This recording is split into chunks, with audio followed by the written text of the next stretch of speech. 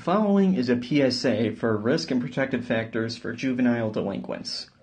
Risk factors can be defined as any biological, physiological, or psychological characteristic that increases the chance of a child becoming a delinquent.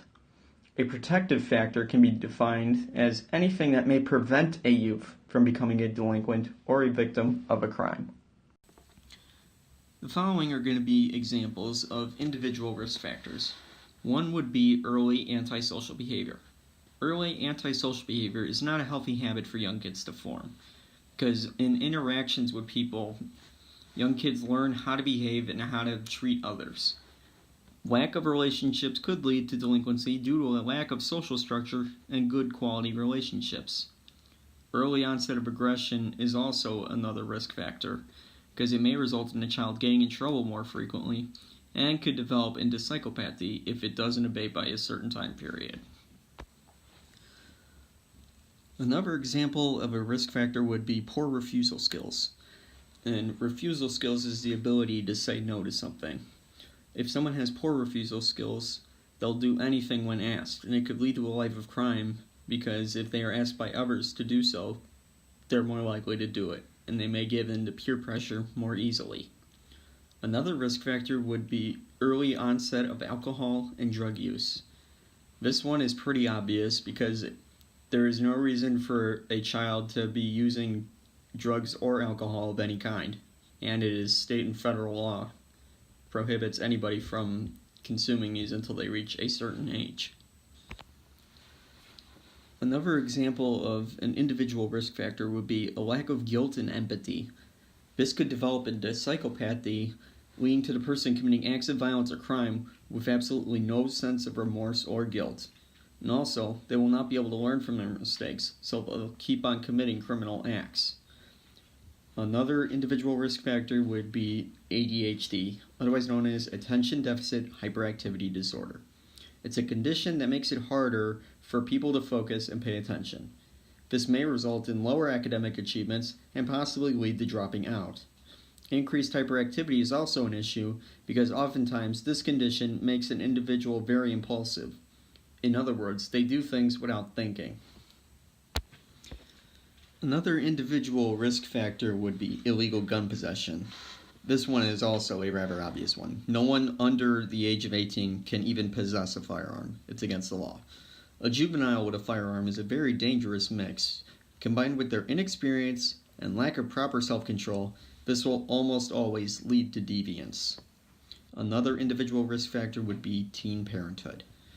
Teen parenthood is a very serious situation because most people do not have children until they are well into their 20s or even early 30s. A teenager has more important things to focus on, such as school and work and getting good grades. Taking care of a child just adds even more stress onto the equation. Teen parenthood can also be made even more stressful if their child has a conduct disorder, a mental illness, or even ADHD, because they might not know how to handle a child like that. Another example of an individual risk factor would be a low IQ. People with a low IQ will often struggle with school, and they might suffer from a condition such as mental retardation, which could interfere with their ability to decipher right from wrong. And they might choose to lead a life of crime because they lose hope with school and think crime is the only answer. Another individual risk factor would be abuse and neglect. Abuse is a risk factor because abuse might teach the child that violence is the answer to everything, and it might also leave a lasting emotional impact on them, and they might feel like they aren't worth anything, so they might choose to commit crime. Neglect would be a risk factor because a child that is neglected doesn't have any parents in their life at all. And they aren't being taught valuable lessons like what is right, what is wrong, how to act properly, what the expectations are of this world, and other things of that nature. The following are going to be examples of individual protective factors. One example would be high expectations for self. When a person has higher expectations for themselves, they will view delinquent behavior as an undesirable behavior because they'll believe that they are better than that and that they have better things that they can do and achieve. Another example of an individual protective factor would be religiosity and involvement in organized religious activities. A person in a religious group will oftentimes have moral codes, laws that the members must follow. Also, trying to be spiritually enlightened often requires that you follow the laws of society and that you are a peace-loving person. Another example would be an intolerant attitude towards deviance. When someone does not tolerate deviance, they will never choose to be deviant. Another example of an individual protective factor would be a perception of social support from adults and peers. When people support your positive actions, that helps confirm that you are doing the right thing, and it sets forth the idea that you might get rewarded for doing good things. And also, if you have good social support from people, you can get the help you need whenever you are not feeling happy or anything else. Another example of an individual protective factor would be a positive, resilient temperament. The ability to take control of your emotions and look at the positive side of situations can greatly enhance one's happiness. And this can also increase, as mentioned earlier, their expectations for themselves and their self-esteem. Another example of an individual protective factor would be healthy, conventional beliefs and clear standards. When someone has good morals and an understanding of what is right or wrong, they'll be able to navigate life better. They will hold themselves at a higher standard and will want to do the right thing always. This ties in with having high expectations for yourself, and can also tie into a person's religiosity, because religions often have a set of healthy, conventional beliefs with clear standards. Another individual risk factor would be conduct disorders, mental illness, or other mental health issues. It could impair the child's ability to distinguish right from wrong and could result in a lack of proper judgment. And some conduct disorders, like bipolar disorder, have side effects, some of them being aggression, which may lead to an early onset of aggression, even at a very early age. The following are going to be examples of family risk factors. The first one, divorce, broken home. Parents might use the child to get more benefits or put opposing opinions on the child. This will cause the child to have to go through emotional pain that will hurt their ability to trust authorities. The second one, incarceration of a parent. Kids will emulate their parents. If they see one is in prison, they will want to be like their parent.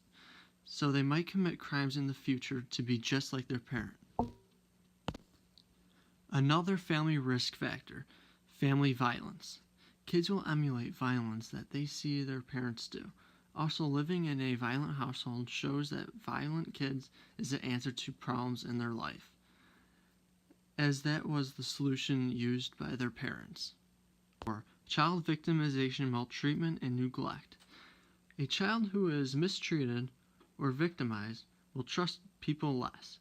This will lead to hostile behavior around people and a lack of trust of authority.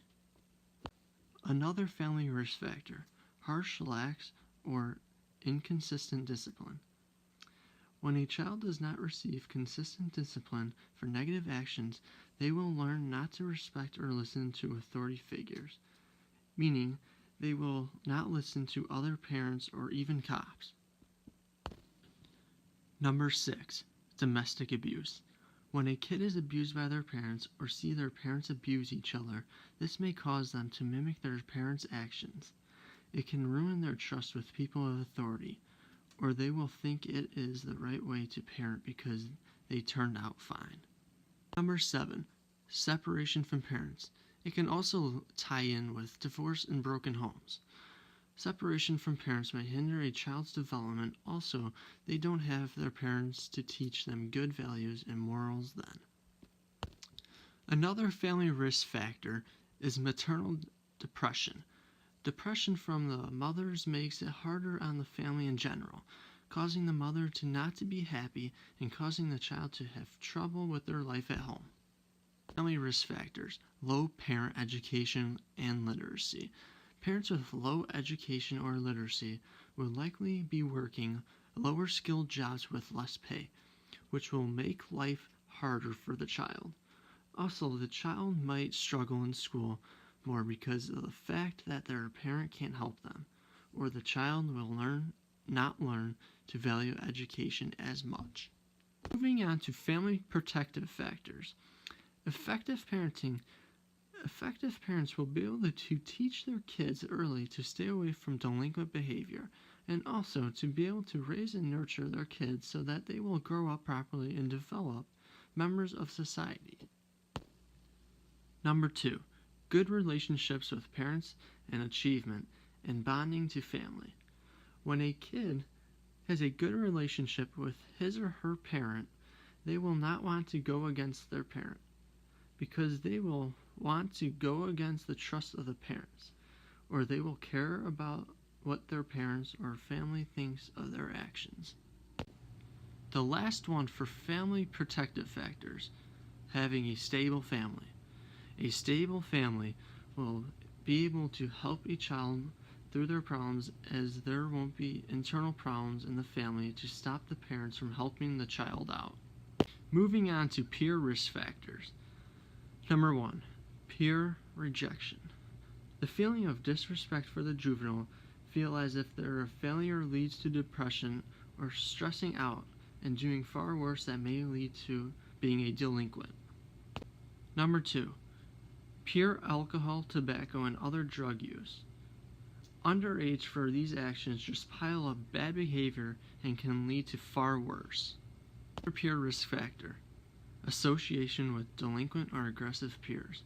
Peers with aggressive behavior or who commit delinquent actions will be an influence on the friends around them.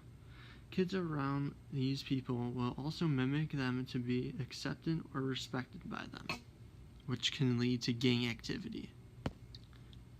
The fourth and final for peer risk factors, gang involvement or membership. When involved around gang members, all they want to do is be like everyone else. That means stealing, violence, or abusing drugs and alcohol. To peer protective factors, good relationship with pro-social peers, good relationship with family and friends, especially around the positive behavior, will stick to the child and will do the same, knowing someone is there for them when needed. For peer protective factors, involvement with positive peer group activities. Group involvement such as after school and summer clubs, doing positive things such as helping out the community and making a difference in school environments, is keeping them busy and active in groups, is a great way to prevent any future delinquent. Truancy, or frequent absences. This could lead to poor performance and impact their ability to get a job or apply for college in the future. This may lead to juveniles believing that they have no other choice but to commit crime in order to have a good and sustainable life. Dropping out of school. No education can lead to getting a low-income job. This is very stressful and could lead to poor behavior or violence in order to try to get the money that they still seek. Negative attitude towards school, or low bonding and school attachment. When a child is totally against school, they will not try it at all academically, and in future life they will struggle finding a well-paying job and resort to crime to make the money they want. Low academic achievement. When a kid starts scoring low in school, they will believe that they are not smart or good enough. This can lead to them lashing out or doing criminal behavior because they want to feel better at it. Negative labeling by teachers. When a teacher labels a student a problem, the child will believe it themselves, so they will start acting out and show that they are the problem that they've been labeled as. This can also be seen with low academic achievement and negative attitude towards school, because the teacher has made them feel as though they are not a good part of the school system and that they are not good at it at all. Inadequate school climate, or poorly organized and functioning schools. When schools are not organized properly or do not have an environment for learning, kids will act out, and the teachers won't punish them. They will learn that authority is not there and they don't have to respect it, leading to crime and disrespect of parents and other officials, like police officers in the future. Some school protective factors, though, are above average academic achievement. This will make the student more likely to believe they can achieve anything they desire. Any job they want is within their reach, and they can achieve their goals. This will lead to more pride and dedication in the future. High expectations of students. This will likely make the students less likely to commit crime because they don't want to break the norms and fail those who set those expectations. Examples of people who would set the expectations are parents, teachers, and other high authority officials. High quality of schools. The resources a student needs in order to succeed in school will most likely be available in high quality schools, meaning they can seek help and get it so they can do well. This will counteract negative labeling by teachers and low academic achievement, as there will be constant help all around. Clear standards and rules. Rules are only as good as how they are written. If they are clear about what is expected, they are more likely to be followed. It is especially helps if the rules are enforced with regularity. Opportunities for pro-social school involvement. If a juvenile has less free time on their hands, they are less likely to commit crime or want to commit crime. This will also help with stopping kids from dropping out of school, as it will give them something they look forward to at the end of the day. Community risk factors. Availability of alcohol and other drugs. Alcohol and drugs hurt the development of a juvenile's brain, and their ability to make decisions will be impaired, leading to poor decision-making that can hurt the community or themselves in the long run. Availability of firearms. A juvenile who has a firearm can be very dangerous and do actions that will most likely end in violence. They may feel empowered when they have a lethal weapon in hand, but they are a greater risk to the community around them. You got it. High crime neighborhood. When a young juvenile grows up in a high crime neighborhood, they will see it as okay to be involved in violence because it's an everyday lifestyle. They will see things that are apparent to be wrong to most people as okay and normal. Low community attachment. Nothing positive is happening in the neighborhood. No one is doing anything to make the community stronger, so it will just be a continuous cycle of generations of just poor behavior. This will lead to a higher availability of alcohol and other drugs, as no one will care about what people think of the community or what they do. Safety concerns and feeling unsafe in the neighborhood. When the community is at a height risk, the only way to feel safe is to arm yourself and just to fit in with the rest of the community and take place in violence. This will lead to high crimes in the neighborhood and also low community attachment, as no one will have the ability to trust each other. Community protective factors. Clear social norms against misbehavior. Kids who act out in class or are always getting in trouble in school. They will need consistent punishment to make sure that they do not continue their behavior. With consistent punishment, there will be less bad behavior from that child because they will understand the social norms that go against the misbehaviors they've committed. High expectations.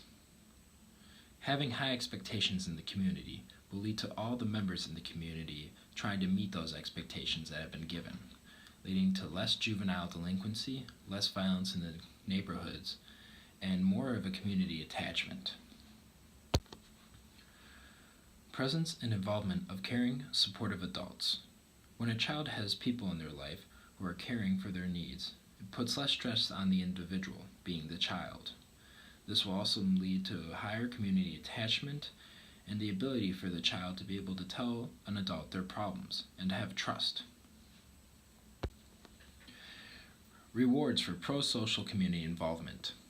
If the community rewards a child for their correct actions, they will do it without being told in the future, keeping the child a good part of the community, and also maintaining those high expectations that were created by the community. Availability of neighborhood resources. Physical activities such as parks, clubs, and sports will prevent kids from staying inside watching violent movies and playing video games all day long. Making sure these kids are physically and socially active can and will prevent any future violence from the individual. This will help them keep away from alcohol and drugs and also build community attachments, and will put more safety into the community itself.